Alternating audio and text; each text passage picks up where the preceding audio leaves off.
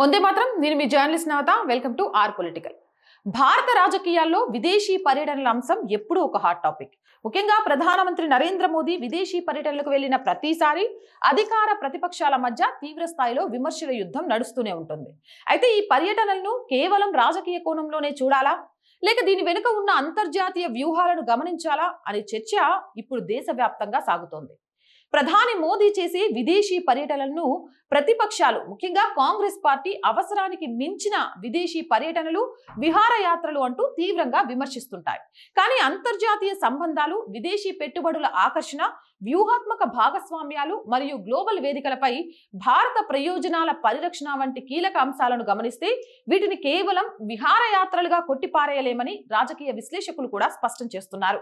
దేశ ప్రయోజనాల కోసం ప్రధానమంత్రి చేసే ఈ పర్యటనలను విమర్శించేవారు అదే సమయంలో ఆయా పర్యటనల వల్ల దేశానికి వచ్చిన పెట్టుబడులు, లభించిన దౌత్య విజయాలను కూడా గమనించాల్సి ఉంటుంది. అయితే ప్రజాస్వామ్యంలో ఏ పర్యటనకైనా ఎంత వ్యయమైంది, దేశానికి చేకూరిన ప్రత్యక్ష ప్రయోజనాలు ఏమిటనే విషయాలపై ప్రజలకు సమాధానం చెప్పాల్సిన బాధ్యత కూడా ప్రభుత్వంపై ఎంతైనా ఉంది.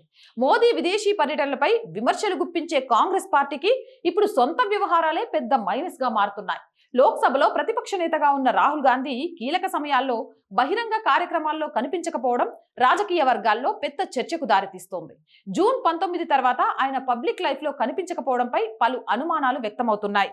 ఇక ప్రధాని దేశం కోసం చేసే పర్యటనలపై విమర్శలు చేసేవారు ప్రతిపక్ష నేత నెలల తరబడి ఎక్కడికి పోతున్నారో ఎందుకు ప్రశ్నించరు అంటూ అధికార పక్షం మరియు నెటిజన్లు నిలదీస్తున్నారు. ఆయన విదేశాల్లో ఉన్నారా లేక వ్యక్తిగత పర్యటనలో ఉన్నారా అనే దానికి సంబంధించి కనీస స్పష్టత లేకపోవడం కాంగ్రెస్ వైఖరిని డిఫెన్స్ లో పడేస్తోంది. ఇక మరోవైపు కాంగ్రెస్ పార్టీ అంతర్గత సమస్యలతో సతమతమవుతుంది.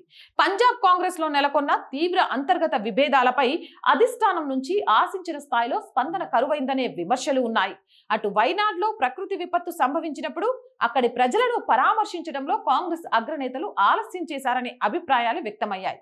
ఇలాంటి కీలక సమయాలలో బాధ్యతాయుతంగా వ్యవహరించాల్సింది పోయి ప్రత్యర్థులపై విమర్శలు చేయడానికి ప్రాధాన్యత ఇస్తున్నారనే ఆరోపణలు ఇప్పుడు కాంగ్రెస్ పార్టీపై వస్తున్నాయి. ఏదేమైనా ప్రజాస్వామ్యంలో ప్రభుత్వాన్ని ప్రశ్నించే హక్కు, బాధ్యత ప్రతిపక్షానికి ఖచ్చితంగా ఉంటాయి. కానీ ఆ విమర్శలకు నైతిక బలం అనేది ఉండాలి. సొంత పార్టీ సమస్యలను చక్కదిద్దకుండా, ప్రజల కష్టాల్లో తోడుగా నిలబడకుండా, తమ నాయకుల విదేశీ పర్యటనలపై స్పష్టత ఇవ్వకుండా కేవలం ప్రధాని పర్యటనలను మాత్రమే తప్పుపట్టడం వల్ల ఆ విమర్శల ప్రభావం కోల్పోతోంది. అధికార పక్షం తన పాలనపై, పర్యటనలపై దేశ ప్రజలకు సమాధానం చెప్పాల్సి ఉన్నట్లే ప్రతిపక్షం కూడా ప్రజలకు ఒక నమ్మకమైన, బాధ్యతాయుతమైన ప్రత్యామ్నాయ నాయకత్వాన్ని చూపించాల్సిన అవసరం ఎంతైనా ఉంది. అప్పుడే రాజకీయ విమర్శలకు విలువ, విశ్వసనీయత పెరుగుతాయి. మోర్ వీడియోస్ కోసం or group of channels, or voice, or political, or సంస్కృతి 3 ఛానల్స్ ని వెంటనే సబ్స్క్రైబ్ చేయండి. కంటెంట్ బాగుంది అనిపిస్తే లైక్ చేయండి, షేర్ చేయండి. ఆర్థికంగా ఆర్ వాయిస్ కి చేయూతనందించండి. ఆర్థికంగా సపోర్ట్ చేయాలి అంటే సబ్స్క్రిప్షన్ పక్కన జాయిన్ అనే బటన్ ఉంది.